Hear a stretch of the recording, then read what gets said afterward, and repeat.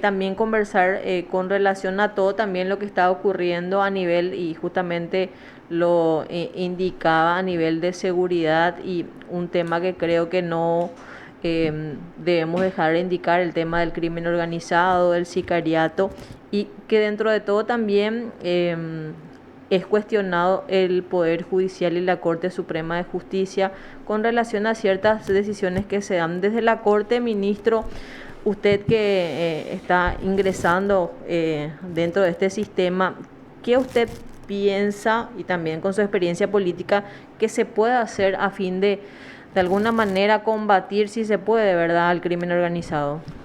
Sí, nosotros, vuelvo a mencionar a la Universidad de Pilar, tenemos un equipo de investigadores liderados por el doctor Juan Martens, que hace 10 años viene trabajando, yo también formo parte del equipo, en investigación del crimen organizado. A ver, primero se tuvo que construir un marco teórico, porque no, hay que tener un marco teórico bien fundamentado, y después se hizo trabajo en terreno, inclusive tuvimos investigadores trabajando en las favelas del Brasil para entender un poco el mecanismo de funcionamiento sobre todo bueno, ya saben ustedes, la PCC y compañía en las favelas del Brasil. Y producto de ese trabajo sistemático de investigación en la universidad, yo presenté, cuando estuve en la audiencia pública, hablé del tema, y la universidad remitió un documento a los 3 poderes del Estado con 10 puntos que deben tenerse en cuenta a la hora de combatir al crimen organizado. Podemos inclusive, si ustedes quieren después venir a hablar exclusivamente del tema y desarrollar los 10 puntos, les voy a facilitar, porque lo que queremos es que se difunda, que se debata. Pero le tomamos la palabra. Sí, y inclusive les puedo remitir antes el documento escrito para que vean qué es lo que está planteando la universidad, y que es mi planteamiento, ¿verdad? Pero con base científica, en base a investigaciones empíricas, y repito, no creo que exista un mejor marco teórico sobre crimen organizado que el que estamos manejando, y con nuestro investigador jefe, que es el doctor Juan Martens. Hay algunos puntos muy importantes, pero voy a decir así rápidamente. El combate al crimen organizado necesariamente implica un trabajo coordinado interinstitucional. Entiéndase, Poder Ejecutivo, Poder Legislativo, Poder Judicial, Contraloría General de la República. Porque yo les pregunto a ustedes, ¿ustedes creen que, por ejemplo, ciertos excomisarios pueden tener el nivel de acumulación patrimonial que tuvieron y que se ve a simple vista con los salarios de policía? No. Bueno, y lo mismo seguramente pasa con fiscales y jueces. O sea, el examen de correspondencia patrimonial es imprescindible. Y así como, por ejemplo, uno ahora entre los bancos, por ejemplo, si uno es político y dice, tienen muchas dificultades para obtener préstamos. Y también tu esposa, tus hermanas, porque son personas políticamente expuestas. Perfecto. Y los narcos, ningún problema. Y otras personas que tienen, sabemos que son de ámbitos muy vinculados con el narcotráfico. Pero bueno, el examen de correspondencia patrimonial de funcionarios de parentesco hasta cierto grado de afinidad, de consanguinidad, es clave. ¿Y qué recomienda la teoría y la práctica al respecto? Que, por ejemplo, en ciertas zonas, por ejemplo, con todo respeto, yo tengo amigos queridísimos, amigas queridísimas en Pedro Juan Caballero, en Amambay. El vicerrector de mi universidad es de Amambay. Yo no estigmatizo a la gente de Amambay, pero sabemos que ese es un territorio, digámosle, caliente, complicado. Por su situación territorial. Exactamente. No por una deficiencia de sus habitantes, sino por la ubicación geográfica, ¿verdad? Entonces, ¿qué recomienda la teoría y la práctica? Que el estudio de correspondencia patrimonial de funcionarios vinculados con el combate al crimen organizado debe ser de manera sistemática, permanente en esos territorios. Hay que controlar la evolución, si es posible, cotidiana, ¿verdad?, patrimonial de los funcionarios encargados del combate al crimen organizado. Bueno, eso no tenemos. Y ese es un trabajo que debe... ¿Por qué me centro en esto? Porque cuando uno dice Contraloría General de la República, te dicen, es que es viejo Contralor, hueve. No, desde esta perspectiva. Y sobre este tema también en su momento nosotros como parte del equipo de investigación hemos conversado con el actual Contralor, que tiene muy buena predisposición, entiende perfectamente, pero hay que dotar de herramientas, de elementos y del apoyo político necesario a la Contraloría para que pueda hacer ese trabajo. Y ahí entran los demás poderes, ejecutivo, legislativo, judicial. Un elemento clave de este tema: el Estado paraguayo debe recuperar la soberanía territorial en las cárceles. Las cárceles no pueden seguir siendo escritorios de PCC, de etcétera, etcétera, de, ¿cómo que se llama ese grupo Rotela? Sí, Clan Rotela. Clan Rotela. O sea, el Estado tiene que recuperar esa soberanía en las cárceles.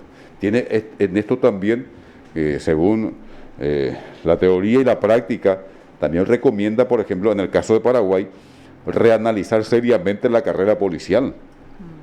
O sea, no puede ser que la antigüedad siga siendo la única variable para los ascensos. Entonces, yo puedo ser un mal policía, y hay uno que tiene menos años que yo en la policía, ese no tiene la posibilidad de ascender porque yo tengo que ascender yo por antigüedad. Hay que ver la formación académica, estudiar en serio su trayectoria, etcétera, etcétera, y que no sea solamente la antigüedad la variable para poder promocionar a policías. Eso es otro aspecto muy importante. Y bueno, son 10 puntos que hemos desarrollado y que son 10 puntos los contenidos de la propuesta para combatir el crimen organizado. Y nosotros pensamos, los que trabajamos en este tema en la universidad, nosotros pensamos que si el Estado paraguayo no toma en serio esos 10 puntos, y otros habrá, o por lo menos algunos de esos puntos, y no trabaja en serio, y estamos indefectiblemente camino a ser un Estado fallido, así de simple y sencillo. Y lastimosamente algunos acontecimientos y los últimos acontecimientos de a poco nos están dando la razón. Si no tomamos en serio este tema, y estamos por muy mal camino. ¿Por qué? Porque también en esto hay que decir que nuestra sociedad también es bastante tolerante con el narcotráfico. No hace mucho tiempo me decía una señora, y colaborativa incluso, una señora, una madre de familia, me decía que hoy los más apetecibles para novios son los narcos, los hijos de los narcos. O sea, hoy es chic, que se dice, hoy es chic, o sea, para las chicas salir con un narco. Pues están muy apetecidos, porque los valores apetecibles. Y bueno, y es un problema social, ya de valores sociales. Porque otra señora me dijo, mi hijo me dice, ¿vos querés ser y contrabandista o narco? Pero ¿cómo, mi hijo? ¿Y no ves? ¿De qué te sirvió, mamá, estudiar? ¿Cuántos años estudiaste? Tener posgrado, mira, apenas ni tu deuda poder pagar. Mira el hijo de fulano, o fulano como tiene la camioneta, esa RAM, no sé qué, esa grandota, como edificios son grandes esas camionetas. El Rammer, creo. El RAM 1500, no sé qué cosa. Entonces te dice, hoy los don Juanes de la actualidad son los narcos y los hijos de los narcos. Entonces ahí hay un problema de valor social en el que tenemos que trabajar también, no solamente en las escuelas, todos en las escuelas, las familias, las iglesias, los clubes, las hermandades. Acá se necesita una recuperación moral de la sociedad también, porque tampoco, no es que los narcos andan por ahí en la realidad virtual y de ahí hacen sus maldades. No, tiene vida social, tiene contacto de aquí para allá, y obviamente tiene contacto también con las autoridades.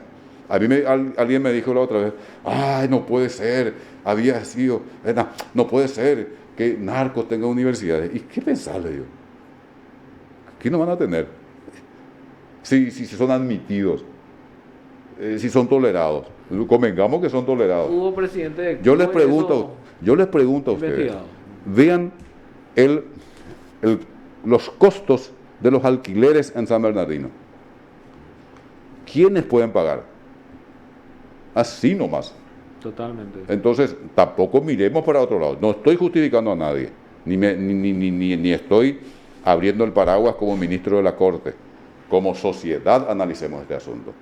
Absolutamente, porque ya sabemos que, y esto también ya lo hemos dicho en su momento, que este ya no era un problema solamente de la frontera, era un problema ya de todo el Paraguay. Y bueno, parece que miramos para otro lado y lastimosamente ocurren tragedias, así que uno dice, no puede ser, esto es Sinaloa, no puede ser. Bueno, puede ser si nosotros no reaccionamos. Tienen que reaccionar las instituciones, tienen que reaccionar las autoridades, pero también tiene que reaccionar la sociedad, tiene que reaccionar nuestras familias, tiene que reaccionar nuestras iglesias, tiene que reaccionar las organizaciones de la sociedad civil. De lo contrario, esto va a seguir agravándose, así de simple y sencillo. O sea, ¿cómo nosotros como sociedad podemos aceptar niveles impúdicos y dinámicas impúdicas de enriquecimiento de ciertas personas y nadie dice nada? Nadie cuestiona. Es más, con este sistema electoral... Van a entrar. Sí. De hecho, se cuestiona a las autoridades que tenemos, al Parlamento por lo menos, ¿verdad? Pero el Parlamento también es el reflejo de la sociedad. Pero sí. Lo mismo a nosotros, a los periodistas. El periodismo vendido dice, pero nosotros somos fruto de la sociedad también. Por eso digo, y miren que yo no estoy diciendo esto después de ser ministro de Corte. No soy ni tan importante, pero puedo mostrar, si alguien me cuestiona, discursos que yo hacía como parlamentario. Yo nunca fui así un demagogo, ay, todo maravilloso. No, como hay cosas que como sociedad no podemos admitir. Y nosotros, en principio parecía, volviendo a categorías Foucaultianas, ilegalismos tolerados, dice, ciertos ilegalismos que las sociedades siempre toleran. Bueno, por ahora estamos ya ante una situación muy grave y convengamos que el Parlamento es producto de la sociedad. Todo funciona en la sociedad. Entonces, hagamos autocrítica como sociedad. Nosotros vemos procesos acelerados de enriquecimiento, procesos acelerados de acumulación patrimonial, procesos impúdicos de acumulación patrimonial y nadie dice nada, nadie reacciona. Es más, esos actores después se presentan a las elecciones y son elegidos. ¿Por qué va a ser responsable por eso el periodista? Solamente, en todo caso. ¿Por qué va a ser responsable solamente el policía o el juez? ¿Por qué cargamos la tinta al suboficial de policía que está en el medio de la ruta con 80 grados en la sombra controlando a la noche y no viendo que pasan camiones con ciertos cargamentos? Si hay una sociedad que tolera en gran medida esas ilegalidades sumamente criminales. Convengamos eso, si no partimos de una premisa equivocada y nuestro diagnóstico es insuficiente. Si nosotros nos concentramos en culpar solamente al suboficial de policía, nos equivocamos. ¿Por qué? Porque a ese suboficial le va a meter preso en todo caso, pero queda todo el sistema. Es que a veces también es lo que pasa ahora, más es culparle a otro sin hacer una culpa también de nosotros. Y sí, por eso, fíjense, vos podés a un comisario inclusive, le podés echar al comisario, meterle preso, pero queda todo el sistema. Es lo que yo decía en el caso del jurado de enjuiciamiento de magistrados. Decía, ¿de qué se quejan de que aparezca un González Daer? Si el sistema permite eso, si el sistema permitía que el jurado de oficio pueda investigar a un juez. Entonces el presidente del jurado tenía esa potestad absoluta, discrecional, de investigar a la doctora Perla porque ella osó abrir una carpeta fiscal a su esposa, o abrirle una carpeta fiscal a un socio, o el doctor Ramírez osó en pedir algunos datos sobre la esposa, o el vecino, o la comadre, o la amante del jurado, del presidente del jurado. Él tiene potestad de abrirte inmediatamente una investigación de oficio, eso sí, sin que nadie denuncie, inclusive tiene poder para suspenderte. ¿Por qué te vas a asustar? Entonces yo le decía, no, este es un bandido, sí, perfecto. Lo que hay que cambiar es el sistema. Y por eso presentamos el proyecto de ley para decir, señores, las investigaciones tienen que tener una denuncia previa por lo menos. No te quejes, porque depende a lo mejor te toca ir a laburo como presidente del jurado, genial, o un Gualdino Ramón Lovera, pero eso lastimosamente no siempre ocurre. Ministro, te agradecemos muchísimo tu presencia y también le tomamos la palabra para también debatir un poco más sobre este tema que creo que, como mencionaba, debe ser de interés de todos, que es el crimen organizado. Con mucho gusto. Ustedes me dicen, me dan un poquito de tiempo, pero si a ustedes les parece, antes les puedo remitir el documento, miren y debatamos. Sí. Porque es un asunto neurálgico, muy preocupado. A mí me preocupa, o sea, de mucha preocupación, me preocupa mucho. No sé en qué vamos a terminar si este proceso continúa. Tenemos que tener, voy a utilizar un término muy de moda, lastimosamente, tenemos que tener contrafuego, parar de alguna forma, empezar a contener este proceso. Muchísimas gracias por su presencia. Nosotros, Raúl, nos reencontramos mañana a partir de las 12:30 horas aquí por PDS Radio y TV Digital.